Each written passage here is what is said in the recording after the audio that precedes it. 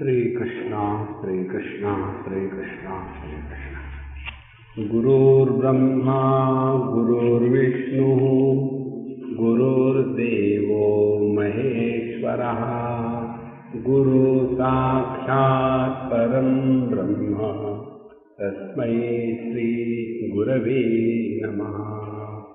तस्मै श्री गुरवे नमः। यस्यैव स्फुरणं सदात्मकमसत्कल्पार्थकं भासते साक्षात् तत्त्वमसीति वेदवचसा यो बोधयत्याश्रितान्। यस्साक्षात्करणात् भवेन्न पुनरावृत्तिर्भवाम्भोनिधौ तस्मै श्रीगुरुमूर्तये नमः इदं श्रीदक्षिणामूर्तये। एक तो है जो अभिव्यक्त हो रहा है, दूसरी है अभिव्यक्ति, तीसरी है व्यक्ति। हम इस समय व्यक्तित्व में फंसे हुए हैं। मैं अमुक अमुक हूं। व्यक्ति में अनेकता है, अभिव्यक्ति एक है।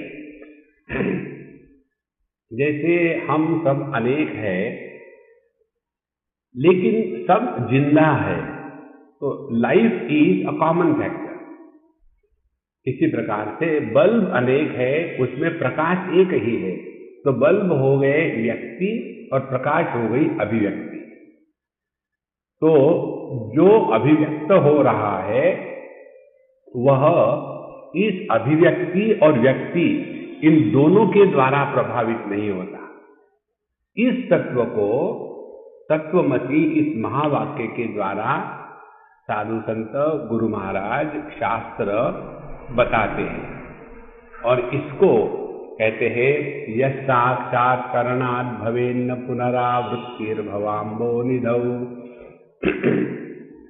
इसको पहचान लेने के पश्चात फिर जन्म मरण का चक्कर नहीं है, माने फिर हमारे जीवन में ये जो रिलेटिव एग्जिस्टेंस है, सापेक्षता की कमियां, ये कभी भी हमारे जीवन में प्रकट नहीं होगी। तो साधना क्या हो गई? अब देखो, हम सभी लोग साधना के चक्कर में पड़े रहते। कौन सा मंत्र करे, कौन से मंदिर में जाए, कौन सा उपवास करे, कितने प्राणायाम करे, कितने घंटे मेडिटेशन करे। देखो, बिल्कुल सिंपल बात है। व्यक्ति से हट करके अभिव्यक्ति में आओ। अभिव्यक्ति जिसकी हो रही है उसको पहचानो। रियलाइज, कितनी सहज बात है। अब यह जो अभिव्यक्ति होती है किस प्रकार से होती है और इस अभिव्यक्ति से व्यक्ति कैसे पैदा होता है, इसको समझ लें, तभी जाकर के हम रिट्रेस कर सकेंगे बैकवर्ड। तो अगले श्लोक में बताते हैं नाना छिद्र घटोदर स्थित महादीप प्रभा भास्वरम ज्ञानम यस्य तु चक्षुरादिकर्ण द्वारा बहिस्पन्दते जानामि तमेव भान्तमनुभाति एतत् समस्तं जगत् तस्मै श्री गुरुमूर्तये नमः इदं श्री दक्षिणामूर्तये। अब देखो कितनी सुंदर उदाहरण दिया है। नाना छिद्र घटोदर स्थित महादीप प्रभा भास्वरम। एक आप लोगों ने देखे होंगे आजकल ऐसे दीपक निकले हैं कि उनको ऐसे बर्तन के जैसा होता है, उसके अंदर दीप, उसकी ज्योति, और उसको छेद होते हैं, छेद में से प्रकाश बाहर आता है। तो उसके अंदर एक ही ज्योति है, एक ही प्रकाश है। छेद अनेक होने के कारण ऐसे लगता है कि अनेक प्रकाश बाहर आ रहे हैं। अब कल्पना करो, एक छेद का आकार आंख के जैसा है, दूसरे छेद का आकार नाक के जैसा है, तीसरे छेद का आकार कान के जैसा है। ये जो बनाते हैं ना दिवाली के समय बाहर लटकाने वाले दीपक, तो ऐसा बड़ा बना दिया और उसको छेद कर दिए। एक जगह हनुमान जी, एक जगह राम जी, एक जगह लक्ष्मण जी। तो लाइट तो एक ही है, लेकिन तीन व्यक्ति मानो प्रकट हो गए। इसी प्रकार से मन एक ही है, ज्ञानम एक ही है। चक्षुरादिकरण द्वारा बहिस्पंदते, यही एक ही मन जब आंखों से बाहर प्रकट होता है तब उसी मन को दृष्टि कहते हैं। है तो मन ही। देखो, जब हम सोते हैं, कई लोगों की आदत होती है आंखें खोल के सोते हैं, वो आंखें बंद नहीं कर सकते। तो आंखें खोल के सो रहे हैं तो उनकी आंखों के सामने पूछो 2 जमा 2 कितने हैं, कोई, क्योंकि उसके पीछे मन नहीं है। क्लियर? मन जब आंखों से प्रकट होता है तब दृष्टि कहते हैं। वही मन कान से प्रकट होता है तब श्रवण शक्ति कहते हैं।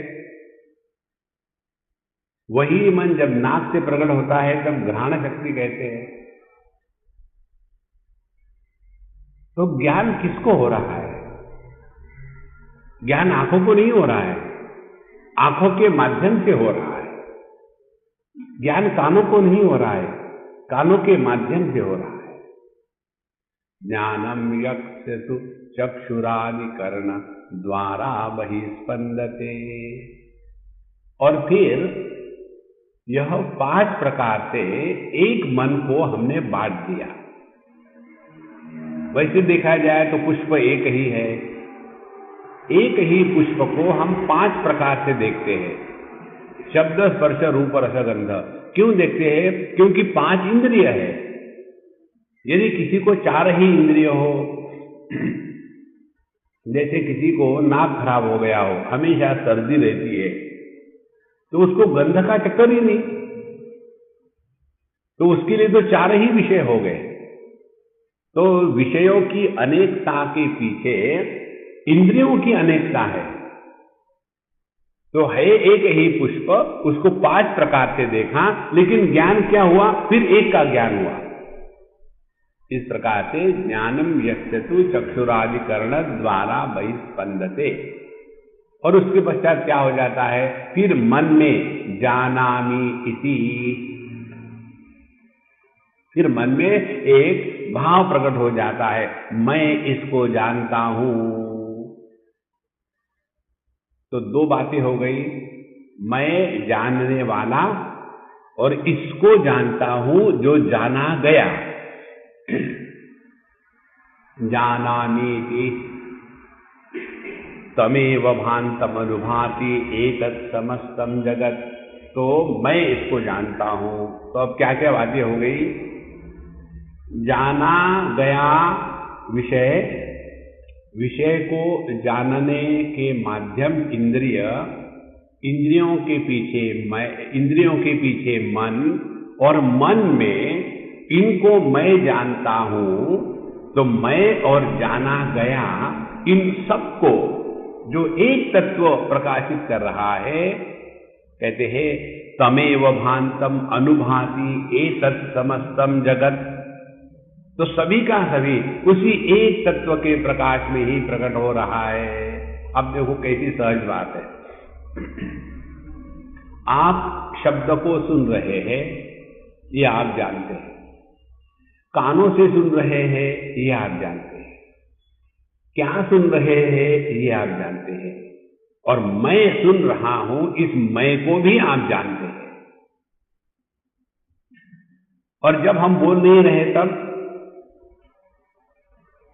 शब्द नहीं, शब्द नहीं तो कान का प्रयोग नहीं, कान का प्रयोग नहीं तो मन में ज्ञान नहीं, तो शब्द का होना और शब्द का न होना, शब्द के होने को जानना, शब्द के न होने को जानना, शब्द के होने को जानने वाला और शब्द के न होने को जानने वाला, इन सब को जो एक तत्व प्रकाशित कर रहा है, वह है दक्षिणामूर्ति भगवान। अब देखो हमारी स्थिति क्या है। विषयों में जब हम आकर्षित हो जाते हैं तो अब हम अपने से दूर चले जाते हैं। वहां से लौट के आए वापस इंद्रियों में। चलो बाबूजी हम लोग टीवी देखेंगे, नहीं आजकल मैं टीवी नहीं देखता, मेरी आंखें बड़ी कष्ट देती है। तो विषयों का त्याग कर दिया, इंद्रियों पर आ गए। इंद्रियों का त्याग कर दिया, अब मन पर आ गए। मन में सुख दुख ज्ञान अज्ञान इसके चक्कर में फंसे, उसका त्याग कर दिया तो चैतन्य में आ गए। देखो सा काष्ठा सा परागति। और यह चैतन्य कैसा है? यह भाव अभाव के परे है। यह जो तत्व है, इस तत्व को कहते हैं दक्षिणामूर्ति भगवान। वही अपना स्वरूप है। उसको नमस्कार करना माने अपने आप को उस परमात्मा में मिटा देना। भगवान को खोजना नहीं है, खो जाना है। खोजेंगे तब तक कि मैं रहेगा, मैं खोजने वाला हूं। जब खो जाएंगे तो परमात्मा रहेगा। जैसे कबीर जी कहते हैं, जब मैं था तब हरि नहीं, जब हरि है तब मैं नहीं। दोनों साथ साथ नहीं रह सकते। इस प्रकार से इस तत्व का चिंतन करते रहे तो ध्यान को बैठेंगे तो नॉर्मली जो योग के माध्यम से ध्यान करने वाले हैं उनका इसी में लगा रहता है कि आसन ठीक है कि नहीं, फिर प्राणायाम हो रहा है, इतनी बार प्राणायाम किया, फिर भस्त्रिका करी, वो सब करो, लेकिन ये केवल झाड़ू पोछा है।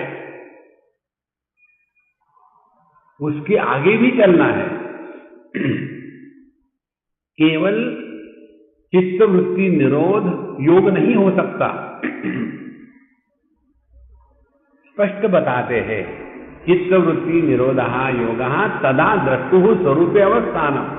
यदि हम अपने स्वरूप में आके बैठे तब उसको योग कहते हैं। केवल चित्त वृत्ति निरोध तो दारू पीने से भी हो जाता है, दवाई खाने से भी हो जाता है, सोने में भी हो जाता है, एनेस्थीसिया में भी हो जाता है। तो क्या वो योग हो गया? नहीं। देखो संतो, तो फिर क्या करना है?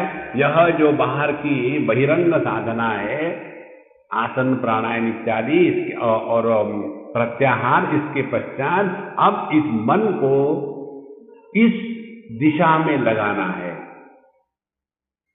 कैसे लगाना है? पहले जानकारी ले ले, रोड मैप मालूम चाहिए। रोड मैप क्या है? लक्ष्य क्या है? लक्ष्य है चेतन सत्ता। रोड मैप क्या है?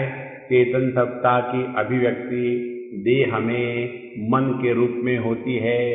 मन इंद्रियों के माध्यम से बाहर आता है और फिर इंद्रियों के माध्यम से बाहर आया तो आंखें केवल रूप रंग को ग्रहण करेगी, कान केवल शब्द को ग्रहण करेंगे, और यह रूप रंग इत्यादि का जो जगत है ये बड़ा विस्तार से है और हम इसमें फैले हुए भटक रहे हैं। तो ध्यान क्या होगा? पहले विषयों से उपरत कर ले अपने आप को। विषयों से कैसा उपरत कर ले? जिसको जिसको हमने महत्व दिया है वही विषय हमको परेशान करता है। देखो, ये समझदारी जब होगी ना तब ध्यान करना नहीं पड़ता, तब हम ध्यान में रहते हैं। लेकिन व्यक्ति को जैसे बाहर के जगत में एक्साइटमेंट के झटके अच्छे लगते हैं ना, उसी प्रकार से ध्यान में भी जब झटके लगेंगे, आहा बड़ा अच्छा ध्यान लगा, तो एकदम बढ़िया लगा, ऐसा तो ध्यान कभी लगा ही नहीं था। जिसमें वृद्धि और हानि होती है, ज्वार भाटे आते हैं, वो तत्व नहीं है। ज्वार भाटे आने वाली प्रकृति होती है, परमात्मा नहीं है। इसीलिए यह जो ज्ञान है, तो पहले विषयों का त्याग कर दिया, इंद्रियों में आए, इंद्रियों का त्याग कर दिया, मन में आए, मन के वृत्तियों के द्वारा प्रभावित होना बंद कर दिया, फिर मन तत्व में आए। फिर मन तत्व क्या है? यह परमात्मा की चैतन्य की देह में अभिव्यक्ति है। इस प्रकार से यह मार्ग है। अब इस मार्ग को आपने पकड़ लिया तो फिर इसके बाद आपकी साधना शुरू हो गई। तो ये जो जगत का झमेला है कब हमको महत्व का लगता है? जब हमारा देहात्म भाव होता है तभी। इसीलिए ध्यान के लिए अब हमारा लक्ष्य क्या हो गया? लक्ष्य हो गया देहात्म भाव की निवृत्ति। तो फिर हमको देहात्म भाव की निवृत्ति करनी है, तो अपने आप दुनिया से तो हट गए ना। अब कहां चक्कर है दुनिया का? तो जहां शांत होकर के बैठे, अपने आसन को ठीक किया, प्राणायाम ठीक किया, और लक्ष्य कहाँ है? अब यह मन धीरे धीरे देह से अलग हो रहा है। जैसे जैसे मन देह से अलग होगा, वैसे वैसे मन में देह का आकार खत्म होते जाएगा, और एक ऐसी स्थिति आती है कि अब हमारे मन ने देह के आकार को पूरी तरह से त्याग दिया है, लेकिन मन सो नहीं रहा है। नींद में भी मन देह के आकार को त्याग देता है, लेकिन वो सोने वाला मन है, वो नहीं मन। हमको वो मन चाहिए कि जिसने देह के आकार को त्याग दिया है, लेकिन जो सो नहीं रहा है। ऐसा जो मन है, वह मन समष्टि मन में मिल जाता है। फिर हम व्यक्ति से हट करके अभिव्यक्ति में आ गए, और जब अभिव्यक्ति में आते हैं तब जैसे हमको अपनी खुशी सबके साथ बांटने से खुशी बढ़ती है, जैसे अपने दुख को लेकर के किसी के सहानुभूति के शब्द अच्छे लगते हैं, उसी प्रकार से किसी के भी दुख को लेकर के हृदय में सहानुभूति सहज आने लगती है। यह जो प्रक्रिया है, यह प्रक्रिया तब होगी कि जब यह फाउंडेशन पक्का होगा।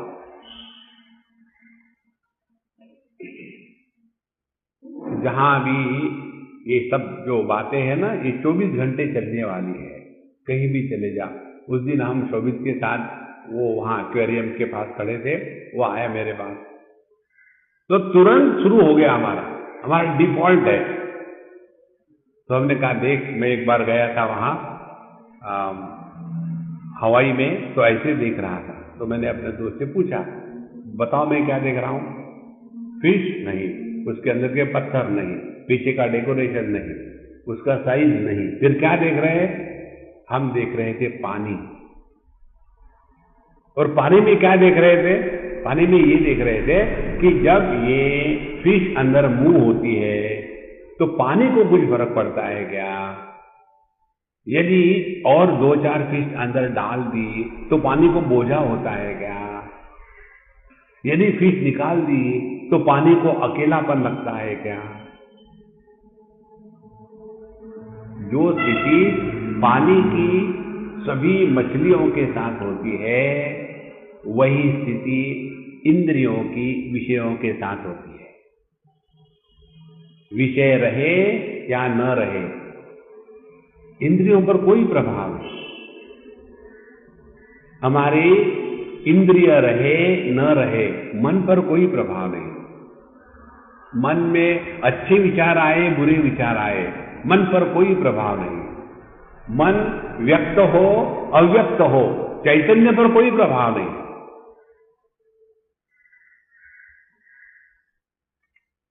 अब इस पे क्या साधना करनी है?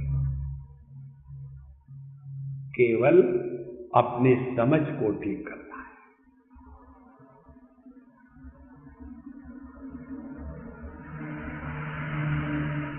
इसीलिए जब तक कि ये करना का रोग है ना, तब तक कि मैं बना हुआ है। वेदांत मैं से मुक्त करता है, मैं को नहीं मुक्त करता। मैं को मुक्त किया ही नहीं जा सकता। ये हमारा मैं को मुक्त करने का प्रयत्न मालूम है कैसा है? पानी में पड़े हुए अपने परछाई को सुधारना। उसको कुछ भी करो, आप कुछ नहीं कर पाओगे। इसलिए नहीं कर पाओगे क्योंकि वह प्रतीति है, वास्तविकता नहीं है। देखो, इसी प्रकार से यह सापेक्षता का जगत हमेशा ऐसा ही रहा है। यह तो केवल अभिव्यक्ति है। अभिव्यक्ति के द्वारा जो अभिव्यक्त हो रहा है वो प्रभावित नहीं होता। प्रकाश बिजली की अभिव्यक्ति है, तो प्रकाश का होना न होना इसके द्वारा बिजली प्रभावित नहीं होती। इस प्रकाश में दुनिया देख सकते हैं, लेकिन बिजली कैसी है कभी किसी ने देखी? इसी प्रकार से मन के माध्यम से हम जब आंखों से प्रकट होते हैं तो आंखों से रूप रंग देख सकते हैं। क्या इन आंखों से मन को देख सकते हैं? क्योंकि मन का तो ना रूप है ना रंग है। कानों से सभी शब्द सुन सकते हैं, लेकिन कानों से मन को सुन सकते हैं? कभी नहीं सुन सकते। तो यह जो मन चैतन्य की अभिव्यक्ति है, यह मन चैतन्य को ग्रहण नहीं कर सकता। इसका एक ही उपाय है, पहले विषयों के परे चले जावे, फिर इंद्रियों के परे चले जावे, फिर वृत्तियों के परे चले जावे, फिर मन के परे चले जावे, और जिसका त्याग नहीं हो सकता वो अपना स्वरूप है। जानामीति तमेव भान्तमनुभाति एतत् समस्तम जगत।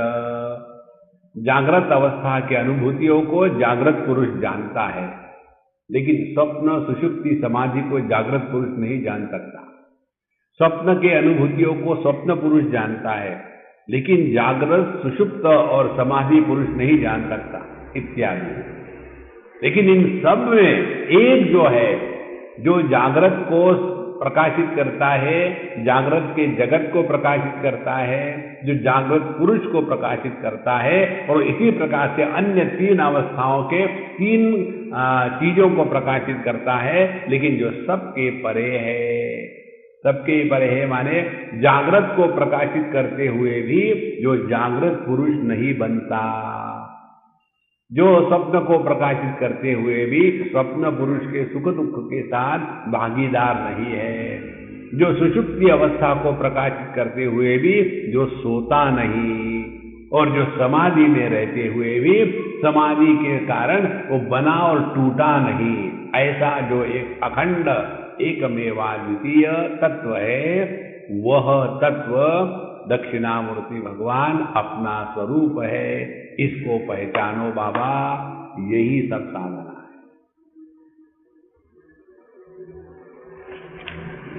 देखो, इसमें अब मालूम है प्रॉब्लम क्या है? फिर पाप पुण्य, धर्म अधर्म, भाई बहन, उसके बाद झगड़े, कोड़, सास बहू, स्वर्ग नरक।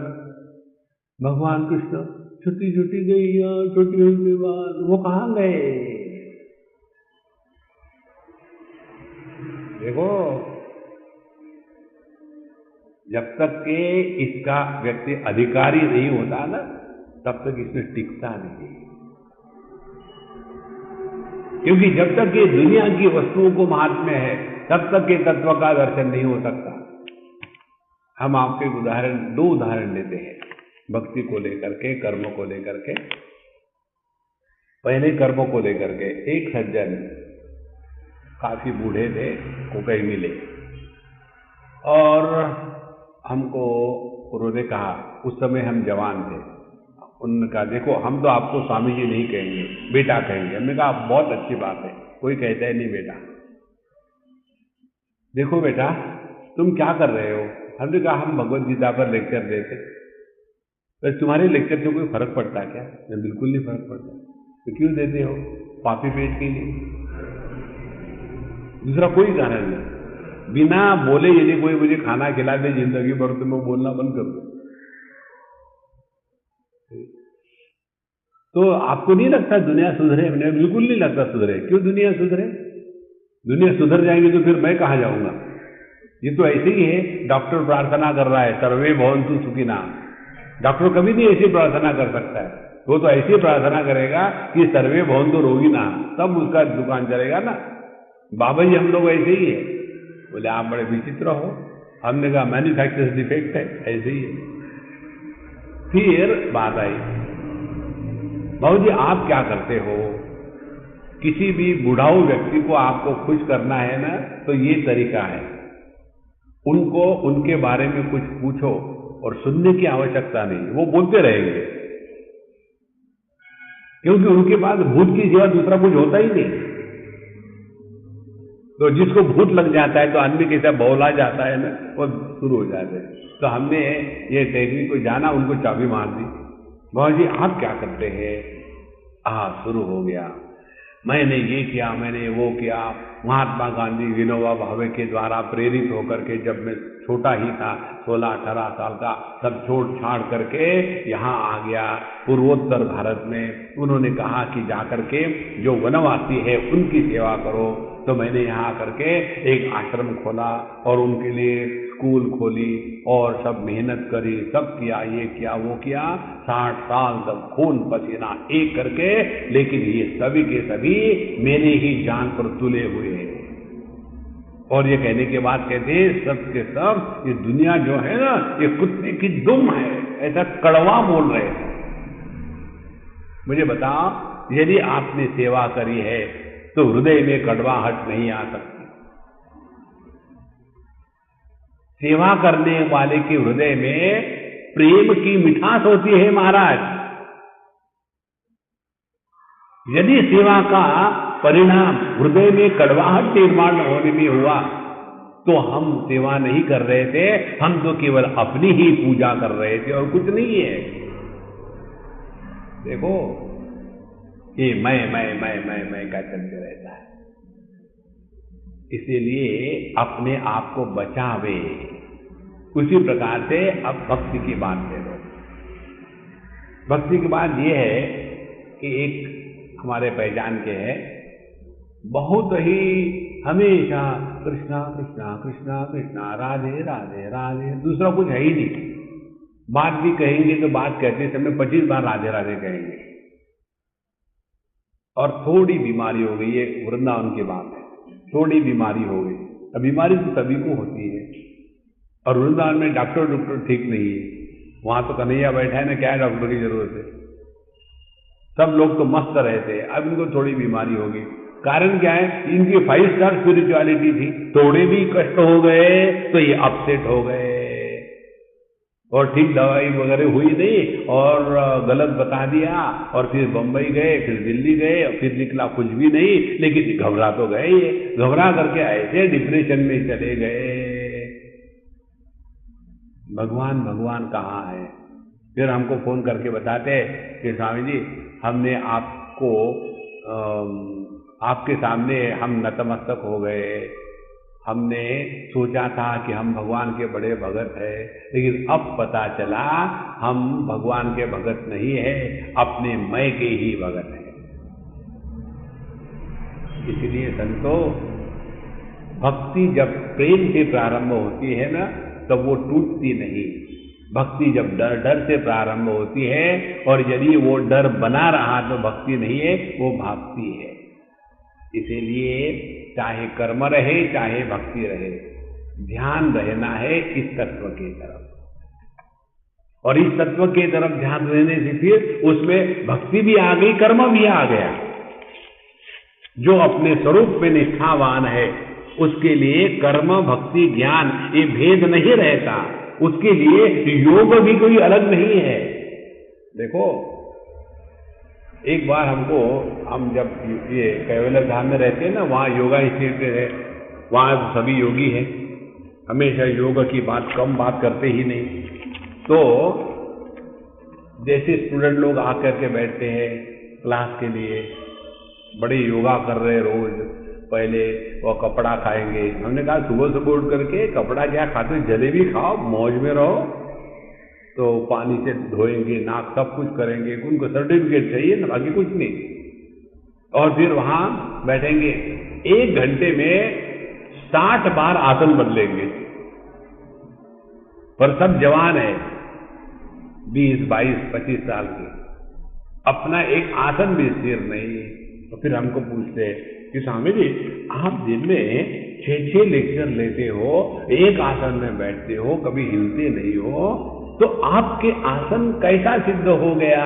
हमने कहा, पतंजलि ने कहा है, अनंत समापत्तिभ्याम, जब अपना मन प्रभु में लीन हो जाता है तो आसन अपने आप स्थिर हो गया। देखो, आसन के स्थैर्य के लिए प्रभु के प्रति शरणागति चाहिए, तब आसन से। आसन स्थिर, इसका मतलब यही है कि हम अंदर से विक्षेपित है। देखो संतो, इसीलिए इस ज्ञान में कर्म भी आ जाता है, भक्ति भी आ जाती है, योग भी आ जाता है। ये किसी का विरोधी नहीं है। लेकिन जो ये ज्ञान के दुश्मन होते हैं ना, वो तो कहते हैं, ओ ये वेदांत वाले गाल बजाते हैं। गाल बजाने वाले वेदांती नहीं होते। ये मालूम है कैसे है? ऐसा ही है। एक बार हम ट्रेन से कहीं जा रहे थे और एक न्यूज थी हिंदी में। एक सज्जन हमारे बगल में बैठे, उन्होंने कहा, महात्मा जी पढ़ो इसको। तो हमने पढ़ लिया। क्या पढ़ा? हमने कहा, तुम मेरी परीक्षा ले रहे हो क्या कि मुझे पढ़ना आता है कि नहीं? तो बोले, नहीं, आपने क्या पढ़ा है इसमें? मैंने बोला, आपने क्या पढ़ा मुझे बताओ पहले। तो बोले, मैंने ये पढ़ा। उन्होंने सीधा पढ़ लिया, एक साधु बाबा ने किसी की बहू को घर से लेके भाग गए, लिखा हुआ। तो मैंने कहा, मैंने ये नहीं पढ़ा, मैंने दूसरा पढ़ा। क्या? किसी बुरे व्यक्ति ने साधु के भेष में किसी की बहू को भाग के चला गया। बोले, ऐसा तो लिखा नहीं। हमने लिखा कुछ भी हो, तुम्हारी समझ क्या है, ये महत्व की बात है। देखो, रावण भी आया था सीता मैया को ले जाने के लिए, तो सन्यासी के वेश में ही आया था। तो क्या कहेंगे, सभी सन्यासी सीता को उठा के ले जाते हैं? यह जो बुद्धि में परिवर्तन आता है समझदारी का, यही हमको परमात्मा के पास ले जाता है। इसलिए जितनी सूक्ष्मता अपने समझ में होगी, तब पता चलता है कि चाहे समुद्र कहो, चाहे लहर कहो, चाहे बादल कहो, चाहे नदी कहो, चाहे सरोवर कहो, चाहे बर्फ कहो, हम बात कर रहे हैं पानी मात्र की।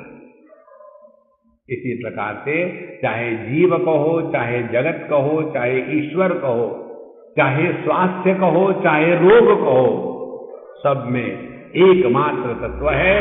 इसको हमको पहचानना है। हमारे निसर्गदत्त महाराज को जब कैंसर हो गया था आखिरी में, तो उनको किसी ने कहा कि महाराज जी, आपको क्यों कैंसर हो गया? तो उन्होंने उस स्थिति में कहा कि मुझे कैंसर नहीं हुआ, मैं कैंसर हूं। मेरे सिवाय कैंसर की स्थिति नहीं हो सकती। इसको कहते हैं निष्ठा। इसीलिए जानामि तमेव भान्तमनुभाति एतत् समस्तं जगत् तस्मै श्री गुरुमूर्तये नमैदं श्री दक्षिणामूर्तये। इस सबको यदि हमको सारांश करना है तो हमारी अनुभूति में तीन बातें होती है। एक तो अनुभूत वस्तु, दूसरा वस्तु का अनुभव, और तीसरा अनुभव करने वाला। तीन बातें, इन तीनों को जो प्रकाशित करता है, तीनों के द्वारा प्रभावित नहीं होता।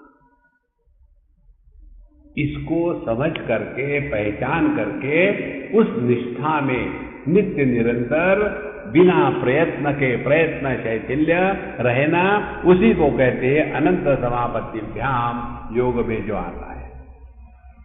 अच्छा महाराज, सत्य तो ये है, लेकिन अब इसी परमात्मा को लेकर के कितने प्रकार के विचार है? तो कहते हैं, देहम प्राणमपीन्द्रियाण्यपि चलां बुद्धिं च शून्यं विदुः श्रीबालान्ध जडोपमास्त्वहमिति भ्रांता भृशं वादिनः माया शक्ति विलास कल्पितमः व्यामोह संहारिणे तस्मै श्री गुरुमूर्तये नमैदं श्री दक्षिणामूर्तये।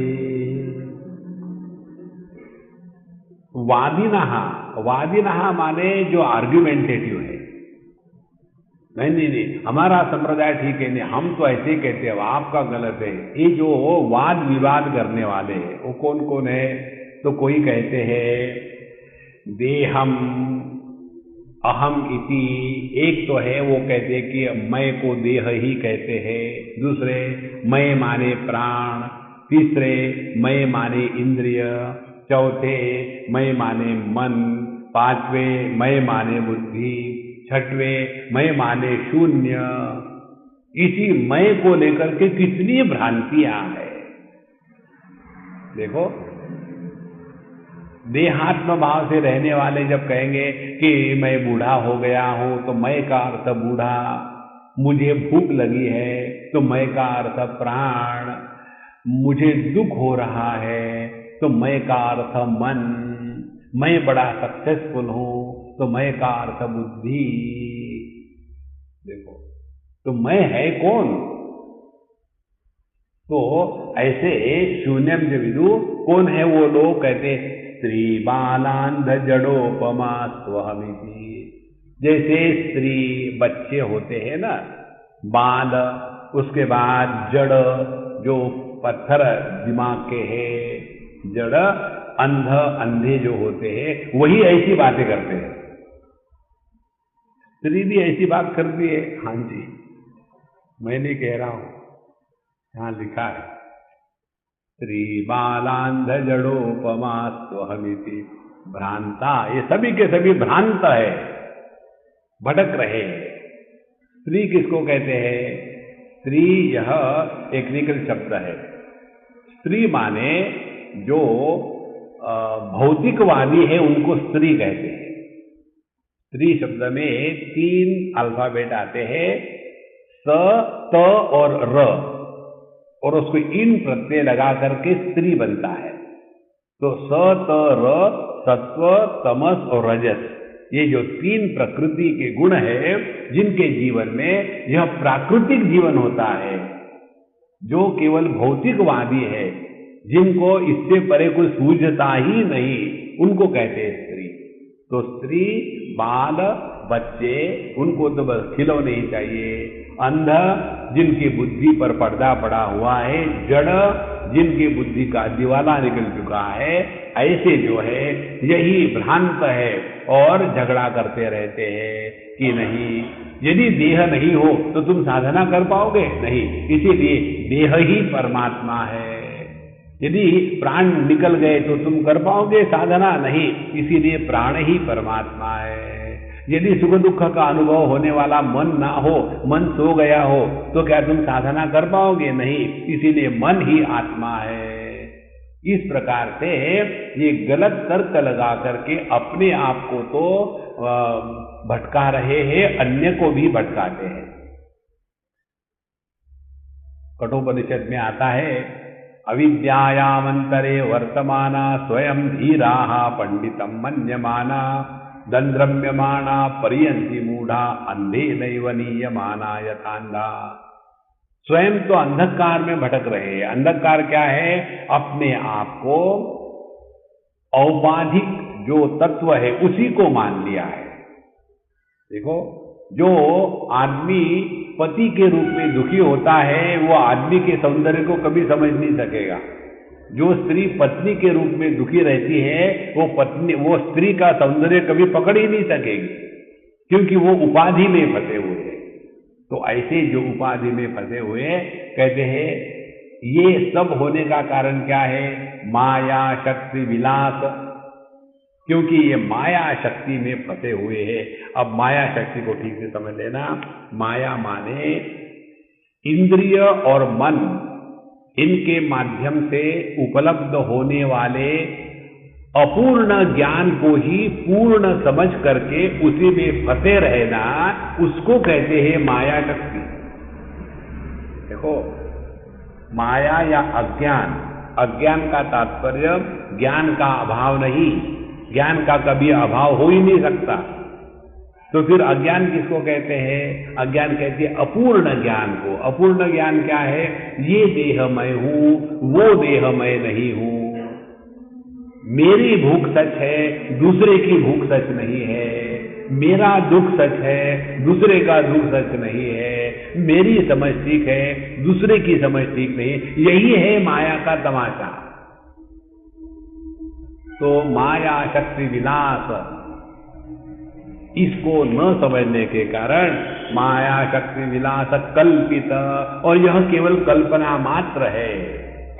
देखो ना, छोटे बच्चों को जो पढ़ाते हैं ना बचपन से, वैसी ही कल्पना शुरू हो जाती है। जैसे आजकल ये पढ़ाते हैं बच्चों को भिन्न भिन्न प्रकार, जैसे हमारी खुशी की बता रही थी कि उनके बच्चों को जैसे हम लोगों ने पढ़ाया ना ABCDEFG, वैसा नहीं पढ़ाते। वहां A का उच्चारण एरोप्लेन के जैसा होगा, B का उच्चारण ब के जैसा होगा, A B K like that. अब ये बच्चों को वैसा पढ़ा दिया, बड़े हो जाएंगे वो, तो वो कभी भी ABCD नहीं कहेंगे, वैसा ही उच्चारण करेंगे, जैसे पढ़ाया वैसे पढ़ेंगे। इसी प्रकार से हम भी इसी महामोह में फंसे हुए हैं। हमको बताया कि तुम ब्राह्मण हो, तुम क्षत्रिय हो, तुम वैश्य हो, तुम शूद्र हो। देखो, अभी हम जब आ रहे थे तो हमारे पूर्ण महाराज महाभारत देखते सुबह सुबह, तो महाभारत में एक प्रसंग चल रहा था कि भगवान कृष्ण जाकर के कर्ण को बताते, हे कर्ण, तुम राधेय नहीं हो, तुम कुंती पुत्र हो।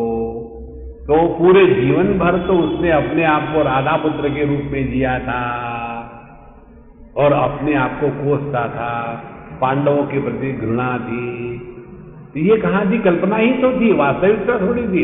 वास्तविकता क्या थी? वो तो ज्येष्ठ पांडव था। इसी प्रकार से हमारी वास्तविकता, हम देह प्राण मन बुद्धि इत्यादि नहीं है। हमारी वास्तविकता ये है कि हम ज्येष्ठ पांडव है, हम परमात्मा स्वरूप है, लेकिन पहले की इसमें ऐसे मोह में फंसे हुए हैं।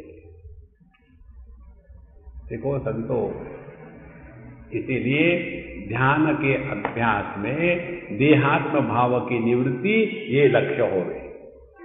और जब देहात्म भाव की निवृत्ति का लक्ष्य होगा, तब जीवन में देखो क्या परिवर्तन आता है।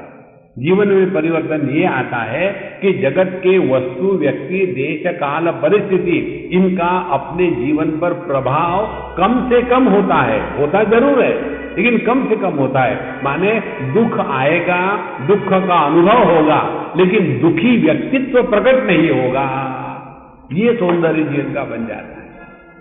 और जब हम इस स्थूल जगत से उपरत हो जाएंगे, तब जाकर के जीव भाव की दूसरी साधना शुरू हो जाती है। जब तक कि इस स्थूल जगत पे कुछ करना भरना है, कुछ लेना देना है, तभी तक देहात्म भाव समाप्त नहीं हुआ। और हम सभी के सभी इसी के मारे हुए हैं, देहात्म भाव के। और हमने आपको कई बार बताया, कितनी सिंपल बात है, इसको हम बाईपास कर जाते, जैसे अपनी गवर्नमेंट करप्शन को बाईपास कर जाती है ना, उस प्रकार से। कैसे? जैसे देह हमने निर्माण नहीं किया, देह हमारी बात मानता नहीं, फिर भी मैं देह हूं, इस पर एक पर चिंतन करो तो पूरी साधना योग्य दिशा में चलेगी। माया शक्ति विलास कल्पित महाव्यामोह संहारिणे, इस विस्तारित मोह को, जो इस मोह का नाश करने वाले हैं, ऐसे भगवान दक्षिणामूर्ति को हम नमस्कार करते हैं। माने हम उनमें अपने आप को समर्पित करके अपने हस्ती को मिटा डालते हैं। देखो, इसीलिए हमने कहा ना, भगवान को खोजो मत, खो जाओ, उसमें मिल जाना है। देखो,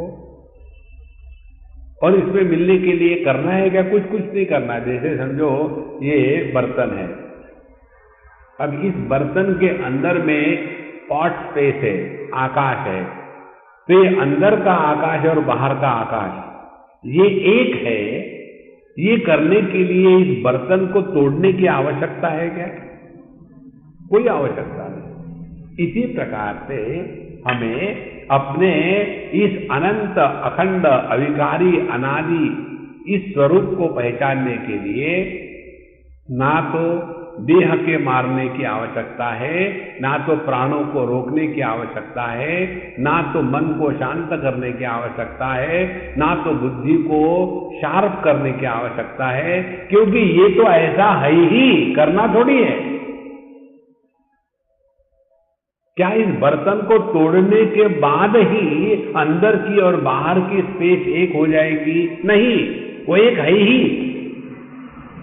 लेकिन हमारा ध्यान इस बर्तन के दीवालों पर है, इसीलिए हम कहते हैं अंदर बाहर। देखो महाराज, इस पर जरा सूक्ष्मता से चिंतन करें। अंदर बाहर यह औपाधिक होता है, वास्तविक नहीं होता। हमको अभी अनुभव क्या है कि हम देह के अंदर है, दुनिया बाहर है। ये अंदर बाहर का भेद कब शुरू हुआ? जब देह को हमने सत्य मान लिया है। गहरी नींद में जब देह के साथ तादाद में टूट जाता है, इस पर चिंतन करो, तब देखो ये अनुभव आता है क्या कि हम देह का अंदर है कि बाहर है। ये अनुभव आता है कि हम घर के अंदर है कि बाहर है। जब ये अंदर बाहर की कल्पना समाप्त हो जाती है तो संसार गायब हो जाता है। देखो, माया कल्पित, माया शक्ति विलास कल्पित महाव्यामोह संहारिणे तस्मै श्री गुरुमूर्तये नमः श्री दक्षिणामूर्तये। राहुग्रस्त दिवाकरेन्दु सदृशो माया समाच्छादनात् तन्मात्र करणोपसंहरणतो यो भूत् सुषुप्त पुमान् प्रागस्वाप्समिति प्रबोध समये यः प्रत्यभिज्ञायते तस्मै श्री गुरुमूर्तये नमः श्री दक्षिणामूर्तये। अब यहाँ ये जो भ्रांति निर्माण होती है माया के कारण, ये कैसी भ्रांति है, अब इस भ्रांति का चित्रण बताते हैं। राहु ग्रस्त दिवाकरेन्दु सदृशो, ऐसी कहानी आती है अपने पुराणों में। ये जो ग्रहण होता है, सूर्य ग्रहण या चंद्र ग्रहण, इसके बारे में कहानी आती है। कहानी ये है कि भगवान के पास ये देवता लोग पहुंचने के बाद रोने लगे हमेशा की तरह, मम्मी मम्मी वो मुझे मारता है, मम्मी भगवान ने कहा कि कब तक ये कंप्लेन करते रहोगे यार, दोस्ती भी तो करो। हमेशा रोते रहते, जाओ मैं तुम्हारे साथ नहीं आऊंगा, दोस्ती करो उन असुरों से। अच्छा अच्छा, मैं ट्राई करता हूं। सभी देवता गए असुरों के साथ कि चलो देखो हम शस्त्र वस्त्र लेके नहीं आए, हम दोस्ती करेंगे। तो असुरों को लगा पागल हो गए, दोस्ती कर रहे हैं, ठीक है कर लेंगे दोस्ती। अब दोस्ती होने के बाद क्या करेंगे? साथ साथ एक बिजनेस करेंगे। दोस्त हो गए, पार्टनरशिप का फर्म शुरू कर दिया। तो क्या करना है? तो उन्होंने सोचा कि चलो हम लोग ये क्षीर सागर जो है इसका मंथन करते हैं, तो उसमें से कुछ निकलेगा और फिर जो प्रॉफिट होगा 50-50% ले लेंगे। पार्टनरशिप का डील साइन हो गया और वहां शुरू हो गया। बीच में मेरू पर्वत को डाला, वासुकी सर्प की वहां रस्सी बनाई और चर्निंग शुरू हो गया। पहले जब जहर आया तो भोले बाबा को बेचारे को खामो खाम खाली पीली पीना पड़ा, और जब अमृत आया तब ये असुर लोग जो है अमृत का कलश लेके भागने लग गए। तो फिर वहां भगवान ने मोहिनी का अवतार लिया, और जैसे मोहिनी का अवतार ले लिया, एकदम अति सुंदर स्त्री, सभी के सभी असुर एकदम आकर्षित हो गए और उसको कहा कि देखो तुम हमारा बंटवारा कर दो, तुम जो कहोगे हम मान लेंगे। तो उन्होंने कहा देखो मैं तो एक स्त्री हूं, कहीं से भी आई हूं, आपको पता तक नहीं मैं कौन हूं, मुझ पर तुम इतना विश्वास कैसे रखते हो? स्त्री पर कभी विश्वास नहीं रखना चाहिए। बोले नहीं नहीं नहीं, तुम वैसे नहीं हो, हम जानते हैं, तुम जो कहोगी वो हमको मंजूर है। असुरों के ये लक्षण होते हैं। फिर ठीक है, दोनों लाइन में बैठ जाओ, इधर से देवता बैठे, इधर से असुर बैठे, और ये उस अमृत कलश में से जो अमृत था वो देवताओं को दिए जा रही है, और असुरों के तरफ आंखों से देखती है, मुस्कुराती है, आंख मिचकाती है, और असुर उसी में खुश। लेकिन ये सब होते समय राहु ने देखा कि गड़बड़ी हो रही है। तो राहु सूर्य और चंद्रमा इन दोनों के बीच में घुस गया और अपना गिलास सामने कर दिया। और जैसे उसको दिया तो सूर्य चंद्र ने कहा कि हे भगवान, ये तो असुर है, तो तुरंत उसकी गर्दन काट दी। इसीलिए राहु को केवल सर है और केतु को केवल बॉडी है, सर नहीं है। और उसके बाद अब ये राहु को बड़ा गुस्सा आता है, तो सूर्य को चंद्रमा को खाने के लिए हमेशा ये सर जो है राहु का वो दौड़ रहा है। तो ये जब राहु का सर जब ये सूर्य को खाता है तब ग्रहण लग जाता है, लेकिन उधर छेद होने के कारण उधर से सूर्य निकल आता है तो ग्रहण छूट गया। ये कहानी हमारे शास्त्रों में आती है। तो कहते हैं राहु ग्रस्त दिवाकरेन्दु सदृशो माया समाच्छादनात्। तो इस माया के द्वारा यह परमात्मा मानो ढक सा गया है। अब माया को ठीक से समझ लेना। इस माया तत्व को जितना स्पष्टता से समझ लेंगे ना, उतना माया के परे जाने में आसानी होगी। माया शब्द का तात्पर्य मा माने नापना, या माने जिसके द्वारा, मीयते अनया इति माया, जिसके द्वारा नाप तौल होता है उसको माया कहते हैं। जैसे रूप रंग का नाप तौल होता है आंखों से और एक विशेष मर्यादा तक, उसके परे हमारे आंखों की क्षमता नहीं है। कानों के द्वारा हम शब्द का ग्रहण कर सकते हैं एक विशेष मर्यादा में ही, उसके परे यदि कोई साउंड वेव्स होगी तो हम सुन नहीं सकते। तो माया क्या हो गई? उपाधि के माध्यम से उपलब्ध ज्ञान में जो कमियां है उसको भूल करके उसी को पूर्ण समझना, यही माया हो गई। और इसीलिए माया ग्रस्त, माया समाच्छादनात्। अब देखो कैसे हो गया, इस माया का रूप देखो। हम समुद्र में जाते हैं और वहां जाने के बाद कहते हैं देखो कितनी जबरदस्त लहरें हैं, देख रहे हैं समुद्र को, कहते हैं लहरें। फिर हम कूद पड़ते हैं, कहते समुद्र यहाँ बड़ा गहरा है।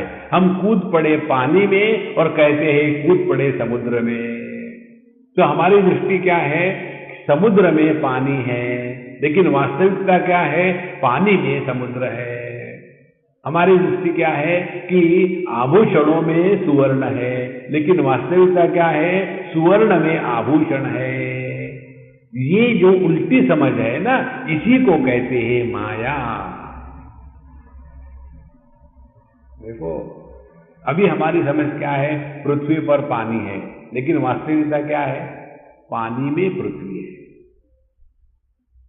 अग्नि में पानी है, वायु में अग्नि है, आकाश में ये चारों महाभूत है। लेकिन ये आकाश कहाँ है? आकाश अपने मन में है। जब मन शांत हो जाता है गहरी नींद में, आकाश नहीं तो दुनिया नहीं। तो हमारा मन कितना बड़ा है, और ये मन क्या है? यह मन चैतन्य की अभिव्यक्ति है देह से। तो इस चैतन्य को ग्रहण करने के लिए क्या ये मन सक्षम होगा? देखो पुराणों में कहानी आती है कि पृथ्वी के 10 गुना पानी होता है, पानी के 10 गुना अग्नि होता है, अग्नि के 10 गुना वायु होता है, वायु के 10 गुना आकाश होता है, आकाश के 10 गुना मन होता है, मन के 10 गुना बुद्धि होती है, बुद्धि के 10 गुना चैतन्य होता है, चैतन्य के 10 गुना परमात्मा होता है, और परमात्मा इन सब के परे है। यही माया का कार्य है। इसीलिए जब तक हम देह के अंदर बैठ के विचार करेंगे ना, तो देह के संदर्भ में ही विचार आएंगे। अगले बार आप कहीं जाओगे, इधर ध्यान देना। हम एक बार वहां गए थे बद्रीनाथ केदारनाथ, तो कहीं पानी में, नदी में हम रुक गए और हमने कहा देखो यहाँ जो है ना नदी, इसमें आप क्या देख रहे हो? स्वामी जी कितनी सुंदर है, नहीं ये बकवास मत करो, कुछ सीखो। सुंदर है, कुछ नहीं निकलता। तो बोले नहीं, हमको नहीं समझ में आ रहा। हमने कहा देखो, बीच में पत्थर है ना एक बड़ा वाला, दोनों तरफ से पानी बह रहा है, तो आपको उसको देख के क्या समझ में आता है? सबका सब पानी है, वो एक दिशा में जा रहा है। जहां पत्थर है वहां का पानी उल्टी दिशा में जाने का प्रयत्न करता है थोड़ी देर के लिए, जिसको कहते हैं अंग्रेजी में एबिंग ऑफ द वाटर, होता है ना। इसी प्रकार से मन एक दिशा में चिंतन करता है, लेकिन जहां देहात्म भाव का पत्थर आ गया तो वो मन देह के संदर्भ में ही विचार करेगा। फिर मैं, मेरे पति, मेरे बच्चे, मेरी पत्नी, मेरे भाई, मेरे बहन, मेरा देश, मेरा धर्म, सबके सब विचार उस पत्थर के अगल बगल में ही है। और जहां ये पत्थर डूब गया पानी में, माने गहरी नींद आ गई, वहां ये सब गायब हो गया। देखो, जब तक के हम देहात्म भाव में बैठे रहेंगे तब तक के परमात्मा का चिंतन हम कर रहे हैं, अपने आप को धोखा देना है, बाकी कुछ नहीं। इसी को कहते हैं राहु ग्रस्त दिवाकरेंदु सदृशो माया समाच्छादना। और सन्मात्र करणोपसंहरणतः यो भू सुषुप्त पुमान। और जब सुषुप्त पुमान, जब गहरी नींद आ गई तो क्या हो गया? सभी के सभी इंद्रिय, मन, बुद्धि, अहंकार, चित्त, सब के सब उनका उपसंहार हो गया। उस समय क्या अनुभूति है? सन्मात्रहा, दुनिया का अभाव हो जाता है, दुनिया को ग्रहण करने वाले इंद्रियों का अभाव हो जाता है, जिस मन में ये दुनिया रहती थी उस मन का अभाव हो जाता है, बुद्धि का अभाव हो जाता है, मैं का अभाव हो जाता है। वहां जो सबके अभाव में होता है वह सत्य है, क्योंकि इसका अभाव कभी होता नहीं। देखो, यह जो सत्य है ये भाव अभाव के परे। सन्मात्र कर्णोपसंहरणतः, कर्ण उपसंहार, आंखों को बंद किया तो रूप रंग गायब हो गए, लेकिन हम तो ज्यों के त्यों है। आंखों में बिगाड़ आ गया तो आंखें खराब हो गई, लेकिन हम तो ज्यों के त्यों है। मन को एनेस्थेसिया दे दिया तो मन शांत हो गया, लेकिन आदमी मरता नहीं, ज्यों का त्यों है। इसलिए इस तत्व को सूक्ष्मता से पहचानना। कैसे पहचानना? प्रागस्वाप्समिति प्रबोध समय। और जब जग जाते हैं गहरी नींद से, सुषुप्त पुमान जग जाते हैं प्रबोध समय, क्या कहते हैं? प्रागस्वाप्समिति, मैं सो रहा था। तो कौन सो रहा था? ध्यान से सुनना, कौन सो रहा था? जागृत पुरुष नहीं सो रहा था। जागृत पुरुष को स्वप्न में, सुषुप्ति में प्रवेश नहीं होता। ध्यान से देना जरा। जो देहात्म भाव का आधार लेकर के जागृत पुरुष बनता है, जो मन के विकारों के तादात्म्य का आधार लेकर के स्वप्न पुरुष बनता है, जो इन दोनों के अभाव का आधार लेकर के सुषुप्त पुरुष बनता है, यह तत्व जागृत में है, लेकिन जागृत पुरुष के लाभ हानि के द्वारा प्रभावित नहीं हो रहा है। यह तत्व स्वप्न में स्वप्न पुरुष का नाटक कर रहा है, लेकिन स्वप्न के पाप पुण्य के द्वारा प्रभावित नहीं होता। और यह तत्व अभाव के साथ तादात्म्य करके, जिसका कभी अभाव नहीं होता, ये है प्रागस्वाप्समिति प्रबोध समये यह प्रत्यभिज्ञायते। प्रत्यभिज्ञा का तात्पर्य है अपने आप को पहचानना। जो अपने आप को इस प्रकार से पहचानता है वह है दक्षिणामूर्ति भगवान। तो भगवान को केवल आत्म रूप से ही पहचाना जा सकता है। देखो, जिसने परमात्मा को आत्म रूप से पहचाना उसी की पहचान सत्य है, बाकी केवल मानसिक प्रोजेक्शन है।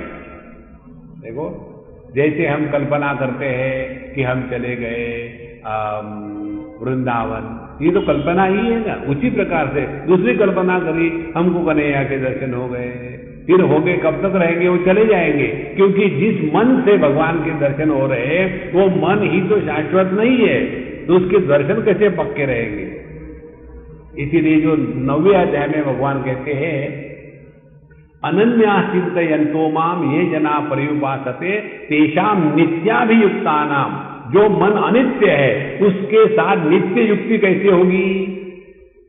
तो नित्य समागम केवल परमात्मा के साथ एक होने में ही है, अन्यथा नहीं है।